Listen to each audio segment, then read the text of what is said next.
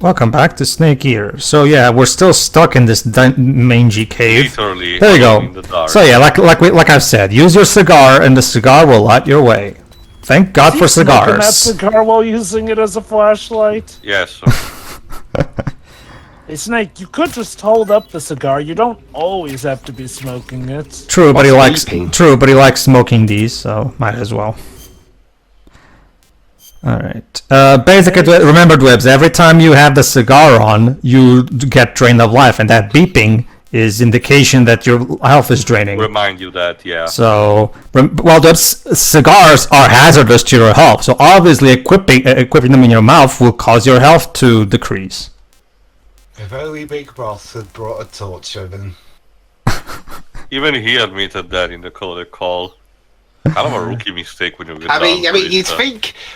you'd think with him being having some experience in the field as of this game. You know what's? You'd think he'd bring a freaking torch. You know what's funny? There's an obscure FMV game called Bloodwings Pumpkinhead's Revenge that takes this concept to the most ridiculous extreme, where you found a cigarette, you use it, and what happens? It literally kills you instantly. Okay, developers, I get what the joke is, but I feel like you went a bit too far there. It's funny. It'd be like if say Ace Attorney 7 comes out and the first case is Phoenix forgetting his attorney's badge. Is there something else in the water? I thought I noticed. I think fishes. Yep, probably. Admittedly, it is actually very dark. Oh, you can't see shit. It's interesting you say that, Jova. Hey, Jova, did you know that in Metal Gear Solid 3 has incredible, awesome swimming fish AI that run away from you when you get close to them? Yes. Oh dear Lord. Yes, have I heard. I swear, the fish AI thing is kind of up there with, this is the realistic take of a panic attack. Oh, man. Yeah. Also, it's funny, eventually, again, as we mentioned about the cigars, because like we mentioned, in Live Alive, both the original and the remake, they're considered healing items for the cowboy character. Now, again, like I said, this is one of those weird cases. Well, yes, the game expects you to use something for light. You can cheese this by, well, A, if you can actually focus enough that you don't really need to use light, because if you do focus enough, you can probably still make your way through the cave without needing other bouts of light. Or you can do the cheeky thing and adjust your TV brightness settings to make it easier to make your way through. Mm-hmm. Yeah, it's like that one level in 06. I thought you were going to say Adventure 2. Also, which one? Magma Core? Flame Core. Flame Core. God. With Adventure 2, I was thinking Lost Colony. I'm actually curious. As Project 06 made it a bit more bearable to navigate through. Yes. Well, the fact that Knuckles doesn't control like ass is automatically. Nothing on a visual level, like. On the visual level. Well, it retains the same concept of the cave being dark, so you need to go to all the balls to light it up and open the door. It does retain that concept, because remember, the idea is to try to. The original concept of Project 06 is to make a PC port of 06. So obviously, so obviously they still want to keep the basic concepts and not overhaul the game completely or anything. So The video games have plenty of dark levels without them being shit. Oh sure. So, is it not shit? Also, in regards, Is what we're asking. Okay, in regards to what you said earlier, Pedro, that's kind of yes and no. Like, yeah, he originally did want to kind of just make it a one-to-one, but he has lately been making some more drastic changes that arguably do change up some stuff. Stop shooting the rats! Teo, they're food. Teo, they're food. In case you haven't realized, Teo, it's literally a jungle out here. Literally. I know, but like, I think, yeah, the inventory sex is plain. You are already quite enough. Do I, Not to mention, I captured alive. So, go on. And there you go. It's a jungle out there. He just ate the rat, Teo. There you go. It was one of the theme tunes, was one of the rejected theme tunes of this game, the second theme song for Monk. I love that show. The Taiwanese Cobra is native to Taiwan and southern China. It's quite vicious and carries a potent neurotoxin in its fangs. Be careful. If it So what, bites, does that you mean go it was into survival imported mode into this immediately area, and which is use the cure apparently option to inject yourself Tajikistan? with serum. Well, to be fair, even if it's more frequently known to be in certain, that doesn't mean they're the only regions that have these kinds of snakes. There can happen be cases where a snake, like a species, can sometimes show up. Yeah. I'll talk to you later, Snake. Look, Paramedic is good enough. paramedic doesn't approve of snakes eating habits. Central snake consumption. Yes. Well, gee, paramedic, maybe you should have provided us with more food on this mission then, if you're so obsessed for our They health. complained even about the rations. Alright. Yeah, but at least it was something. It wasn't like he outright This rejected snake is them. a very picky eater, gotta say. Yeah. It's basically okay. In terms of the whole light thing, like if you didn't like it in the original, then you're probably not gonna like it in Portal 6 either, because the same basic aspect is still there. Okay. No. She's asking if it's actually done well, though. I would argue this time in 06 Remastered, it is done... Well, obviously it's done better. I think it is done in a way that at the very least it feels fair. Ooh, frog. Frog. Go on. Sorry, Frogger. But yeah, no. Again, with the 06 Remastering... At first, it was just going to be a touch-up, it seems, but now he has done some drastic changes, like he's added new mechanics where they originally were not here or there. He's also touching up the cutscenes, and as implied, he might change up a bit of the story, although he was pressured to keep some things the same in that regard, so there's that. But yeah, it pretty much is the sky's the limit with the 06 Remastering. Mm-hmm. Ooh, a snake. Let's take care of it. There you Don't go. bite us. We're just gonna eat you. Mm-hmm. Sleep well. Alright. Shoot you that will disintegrate you and turn you into a box. Alright, let's dispose of that go. Yum. And get this one. There you go. So is Big Boss developing a taste for snakes? Well, yeah. The game they don't call this game Snake Eater for nothing. It's funny, because if I recall correctly, at the start of the game, he definitely is not all for it, but... Oh, we already read this, did this. so let's skip this Again, bit. product placement. Yeah. There you go. Rat eater. The It's not very otter frog catchy, is is a it? large, No. corpulent species of frog. They're known as a delicacy, so it might be worth catching them for food. The otter frog was originally found only on Amami Oshima in Japan. Frogs usually have 4 toes on their front legs, but the otten frog is unique in that it has 5. Got it. By the way, you said they were known as a delicacy, right? Right. So that means they must taste pretty good, huh? I guess so. I hear that in Japan, otten frog sashimi and sukiyaki are popular dishes. Really? Yeah. Japan, huh? That place is starting to sound better and better. Can you tell a Japanese dev made this Yeah, game? Kojima, I can hear you from here patting your own back. No, basically, the Metal Gear Solid series glorifies America and Japan. Got it. I have one of my friends, actually, Italian friends, actually went to Paris a couple of times and actually went to specifically go to taste frogs just to see how it's like. His basic response was robbery, which I can imagine, amphibian and with berry muscle. So I wonder. It's a shame you can't eat the crocodiles because, it'd be interesting to see how crocodile meat goes. I don't think even Snake could eat a raw crocodile body. Are you challenging him?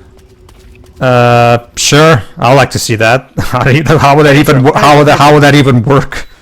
Pedro, you do know that snakes actually have eaten alligators and crocodiles in real life. Well, yeah, snakes have, but our boy here, Naked Snake, is a human. I'm pretty sure I'm pretty sure the boss hasn't instructed you to do that.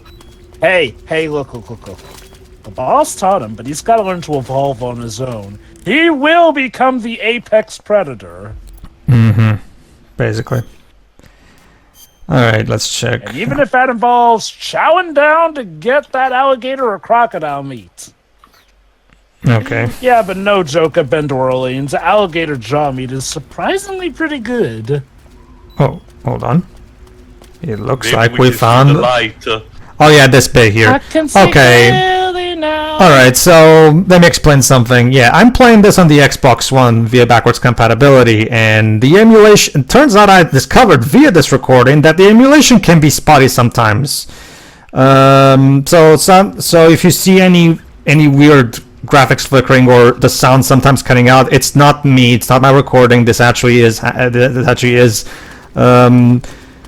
like if I knew this beforehand, I would have just recorded this in RPCS3. But well, I guess at this point, I nothing. don't think I've noticed anything egregious Well, over he there. Oh, there's not. because it's about to happen. Well, there's nothing egregious, Joe. It's just minor stuff. It's just that, you know, like, considering this is professional emulation with a budget, I would expect a top-notch job without any even minor issues. But whatever. See, look at the light flickering just now for a bit. I really did not see it. Yeah, me neither. Boo. The Pain is voiced by Greg Berger. Jack, what are you doing here? Hey, Grimlock. Damn, Hunter became a bad guy? Damn. Yes. Well, he All those was years also chasing Ripto. Yeah. So yeah, as you can see, the Pain has control of all these wasps. Hornets, Or hornets, whatever. Okay. Now, I will say this about the Cobra Unit. If you're expecting big and vast fleshed out backgrounds from these guys, As long as the pain get some stuff, but they're not nearly as fleshed out as Foxhound or the Sons of Liberty. Or the one we're actually going to get the more traditional type, like where we get backstories in the next game after this. So those ones actually do have more MGS1 style backstories. So look forward to that then. Yeah, so I guess if there is one weakness, and honestly, they're still varied and fun. It's just like, the Cobra Unit aren't the most fleshed out of the bad guys. It's more just, hey, here I am, I got a gimmick, try and take me down, I and think a couple of them that's do pretty much it. have some sort of talking, backstory. Yeah, Snake Eater goes. The specific super villains in this one are clearly more akin to Metal Gear 2 Solid Snake, where they're there to be bosses more than anything else. Weird game. Pretty much, yeah. Which, you know, isn't even necessarily a bad thing. It's just, again, if you were expecting the level of depth that the bad guys get in the previous games, this is not the game for you. And trust me, to be fair, the story has plenty more other depth to make up for that, so it's not even like it's a big issue. No, not It's really. a bit of an... It's more like an interesting quirk. Okay, so the idea is that he protects himself by putting all the hornets there as an armor. Yeah. So that means we have to use a stun grenade. As the Major told us, yeah. Okay, sorry, Shir, I forgot about these.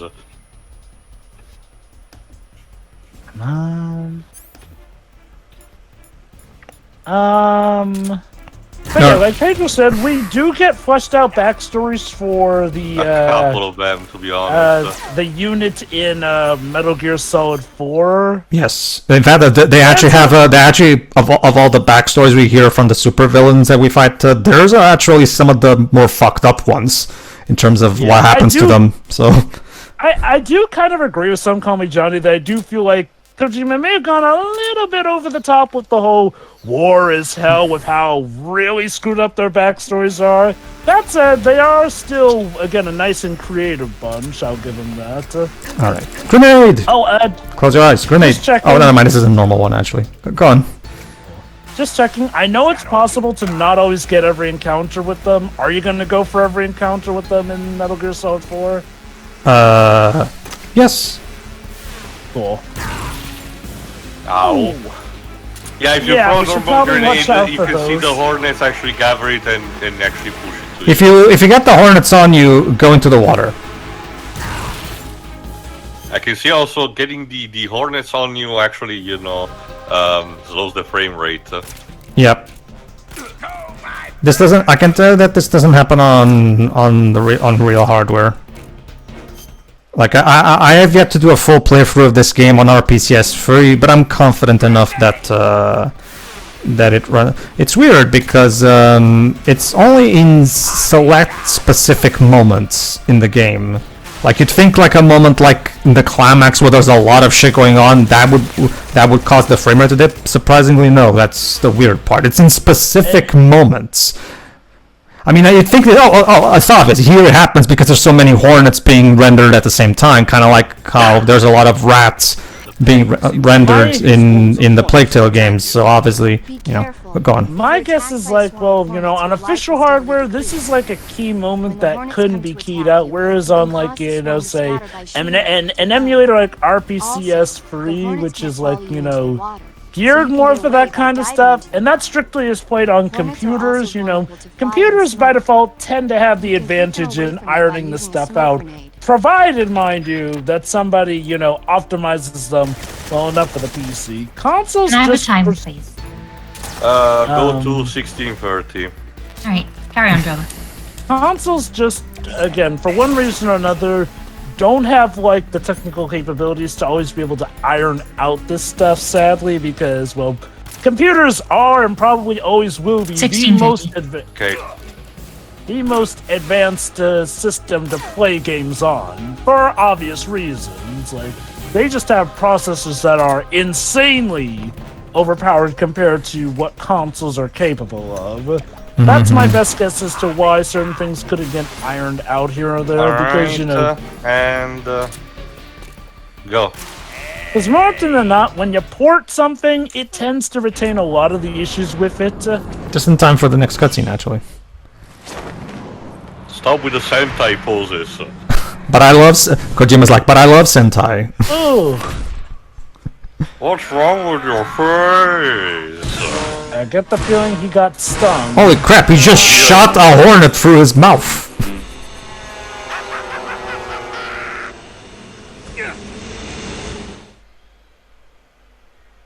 That is the face of a man who's been stung so much that he is... in Demon Souls being this hard to fight. That is the look of a man who has become so stung in life that he has gone beyond the point of caring. Clearly. I think he's like, well, fuck my life. Might want to dive there, Snake. Well, actually, that's the thing. And yes, they are literally bullet bees. Yeah, of course they are. Because of course they are. Okay, let's continue then. Alright. Gonna need a flash grenade. I will say this. I'm surprised that this guy didn't get more build-up, given how he has had a presence throughout the game up until this point. Remember, he's also partly responsible for what happened on the bridge at the end of the I get the feeling the reason the supervillains in this game don't get proper backstories is because Kojima wanted to return things to basics. But that's and not try to overcomplicate things. I argue at least 2, if not 3 members actually do get proper backstories. They do. Well, not as much as like, in the other games, but like basic stuff. Like, more than these guys definitely will. There's the ringleader and the boss, but other than those two, I don't recall any... The end, the fury and the sorrow to me. Yep.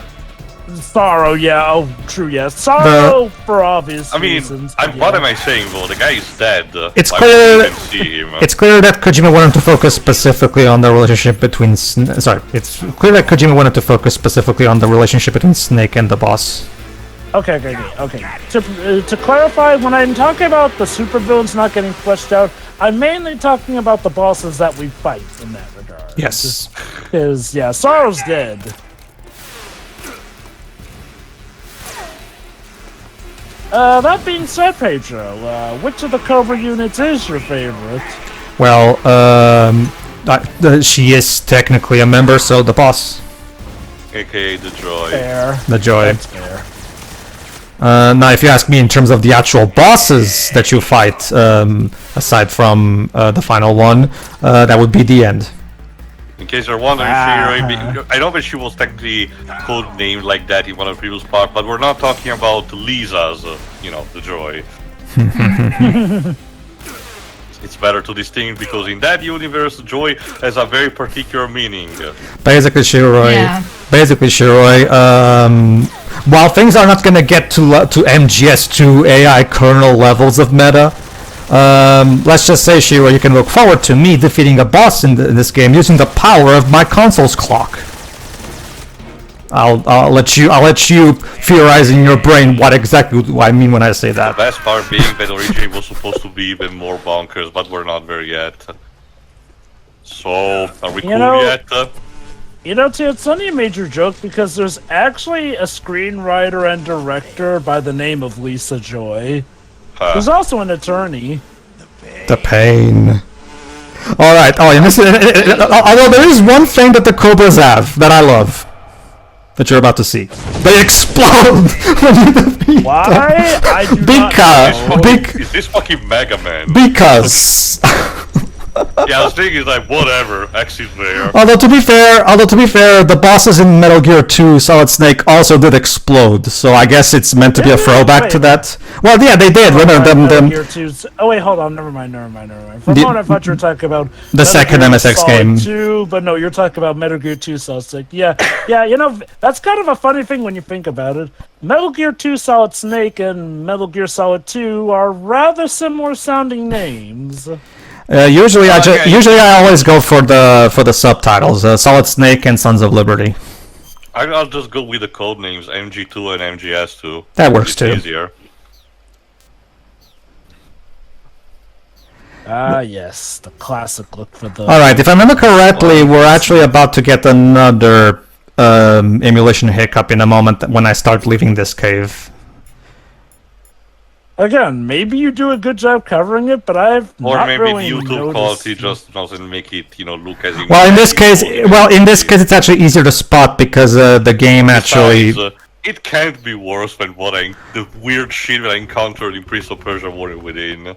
Well, I know, right? Well, isn't that more the game being shit rather than an emulation flaw, though? No, the emulation was fucked up. But all the stuff that they showed to you, get this, Shioi.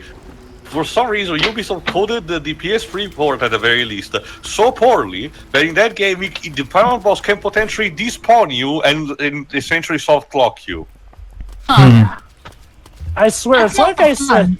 No. It's like I said. A lot of 6th generation to 7th generation ports, emulations, or remasters Ubisoft just have again, to quote MST3K, they just did not care. Well, with this one in specific, it is weird. I guess they didn't properly playtest this all the way. Yeah, it's like I'll agree with what the guys said. Basically, a lot of the PS3, 360, HD remasters of older games had at least one weird quirk, like the original PS3 version of the Final Fantasy X-2 remaster, for example.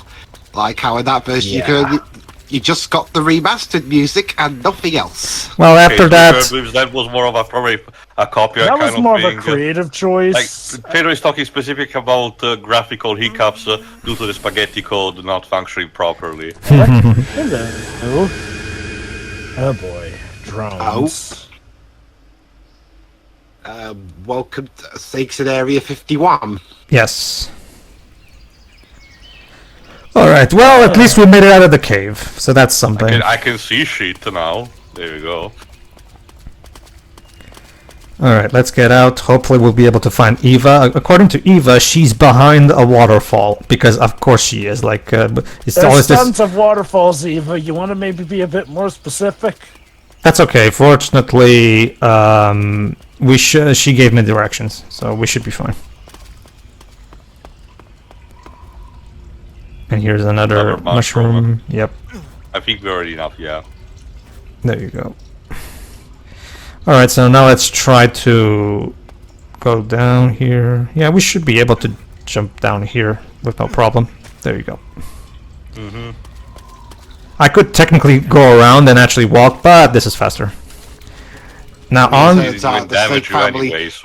it turns out the snake. By the way, I like the detail. Graham family curse and dies from a really. By the way, I like the detail in how, just like in Metal Gear Solid 2, had the titles of the areas in Japanese as well as English. In this one, it's the titles of the areas both in English and in Russian. I see you found your Using way the to the Cyrillic aqueduct. alphabet. If you follow it to the north, you'll come to a warehouse used for transporting supplies. Pass through the warehouse, and you'll come out into a forest. The lab where Sokolov is being held is directly to the north of that forest. There you go. See, you can always just ask Major Zero or Eva if you forget where you're supposed to go. So. I see you found some Russian glow caps. Yeah, we already read this. Moving on. Charging the batteries. Snake, stop skipping my conversations. Oh, and Eva. I guess Eva's Wait, bit. what happened? That's okay. This is actually, unlike with the boss at the beginning of the game, this is actually fine because she actually is genuinely busy sometimes and can't pick up, actually. Leave me alone, Snake. I'm busy. You'll see later what exactly she's been doing behind the scenes. So, alright, let's see what movie trailer we have today. Have you heard of The Last War? Nope. By name, at least. It's a Japanese movie where the world ends in a nuclear war. Classic. Tensions between East and West reach the breaking point, and before anyone can stop it, they launch the ICBMs.